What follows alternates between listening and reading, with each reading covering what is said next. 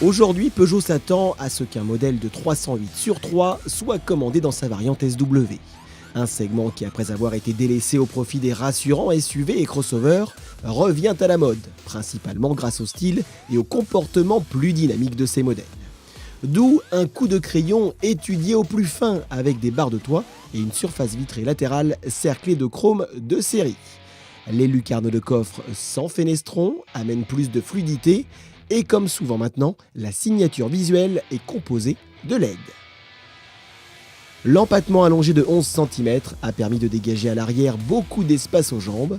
Les 22 cm de porte-à-faux supplémentaires permettent quant à eux de proposer au minimum 610 décimètres cubes de capacité pour les valises, la plaçant parmi les références aux côtés de la Volkswagen Golf SW. Cette soute est pensée selon les standards actuels: tirette accessible du coffre pour rabattre les sièges, plancher plat, double fond pour les objets sales ou précieux, pas de haillons électriques en revanche, dont le coût d'intégration est mieux amorti sur la 508. Le reste de l'habitacle est en tout point similaire à la berline, avec cette planche de bord e-cockpit au nombre de boutons réduit au minimum. On retrouve également l'écran tactile et ses applications, ou encore la très utile prise électrique 230 volts. Sous le capot, il est un petit nouveau chez les essences qui ne laisse pas indifférent. Le 3 cylindres ITHP 1,2 litre de 130 chevaux.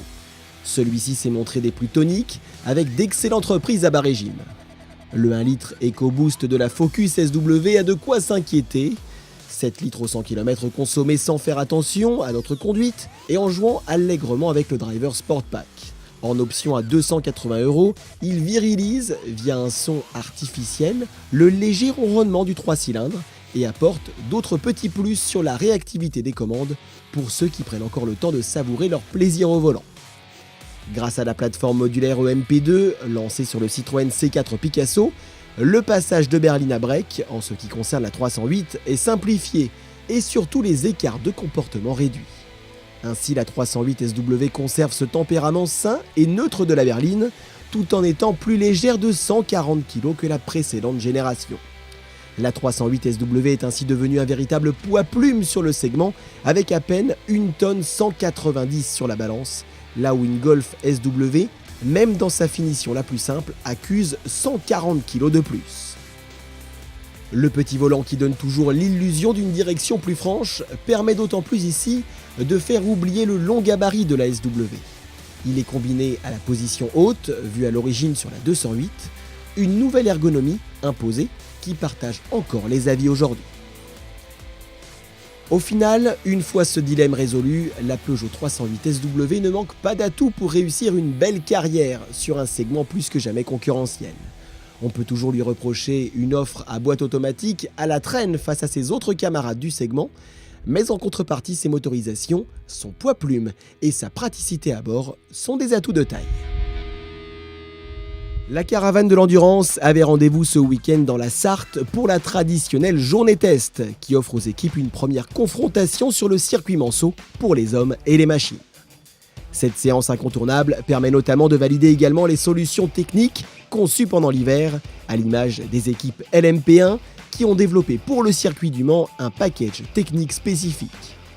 Cette année qui plus est, la Nissan Z RC sera une vraie curiosité, puisqu'elle s'est donné le défi de parcourir un tour complet du tracé du Mans en mode 100% électrique.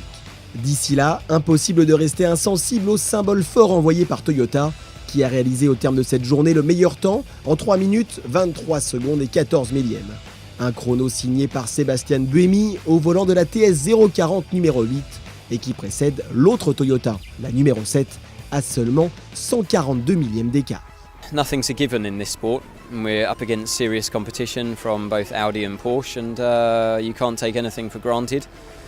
And reliability is obviously a bigger factor in a 24-hour race than what it is for the sprint races. So yes, we're probably in a good position. The drivers feel happy with the car, probably more than ever.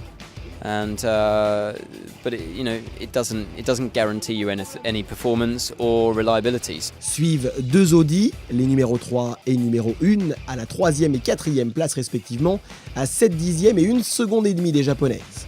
La première Porsche, pilotée notamment par Romain Dumas, prend la 5e position et pointe à 1 seconde 6 du meilleur temps de la journée. En LMP2, c'est presque sans surprise, la Morgan Nissan a toit fermé cette année du G-Drive Racing qui signe le meilleur temps de la catégorie en 3 minutes 37 secondes et 795 millièmes. Alpine, souvent aux avant-postes au fil de la journée, signe un 3e temps de bon augure pour la course. L'équipe aura à cœur de faire oublier ses déboires de l'an passé. A noter également que la Nissan Zeod RC a tourné plus de 20 secondes derrière le meilleur temps LMP2. Enfin en GT Pro, c'est la Porsche numéro 92 du team nantais, pilotée notamment par Fred Makovecki, qui signe le meilleur chrono de la journée, en 3 minutes 57 secondes et 260 millièmes. Les 56 engagés aux 24 heures du Mans 2014 ont désormais rendez-vous le 8 juin pour la pesée et les vérifications techniques, avant d'embrayer 3 jours plus tard sur la première séance officielle d'essai libre.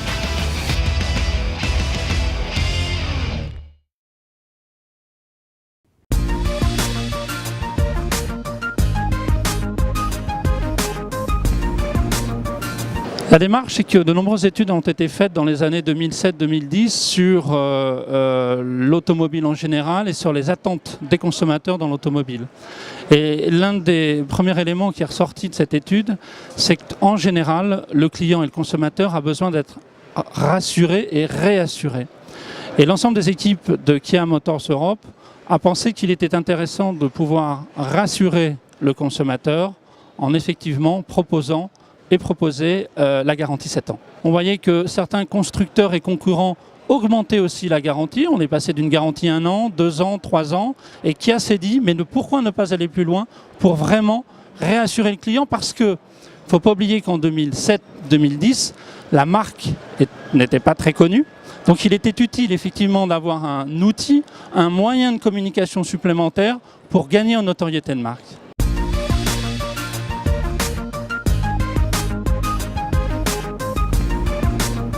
C'est vrai qu'on a été un petit peu observé, regardé, voire même parfois critiqué en disant mais le constructeur prend un risque. Et en fait non, le risque il n'a pas été pris. Le risque il a été de dire nous sommes conscients de la qualité et de la fiabilité de nos autos, de nos produits. Donc lançons-nous sur la garantie 7 ans parce que nous avons à la base un produit fiable, un produit sûr, un produit sécurité.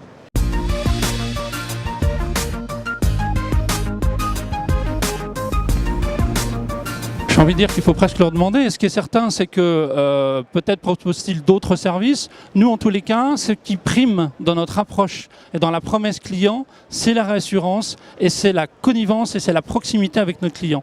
Et on pense effectivement, alors pourquoi 7 ans? C'est parce qu'en Europe, en moyenne, je dis bien en Europe, en moyenne, les clients gardent 7 ans leur véhicule. Donc nous avons pensé effectivement que 7 ans, c'était une valeur et une durée tout à fait légitime.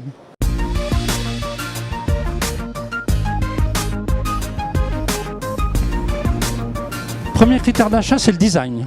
C'est la beauté du véhicule, c'est la beauté du produit. Et le deuxième critère d'achat, c'est est-ce que je vais être satisfait avec mon véhicule? Est-ce que je peux acheter un véhicule avec lequel je serai certain d'avoir une longue, plus ou moins longue vie avec, sans avoir de problème?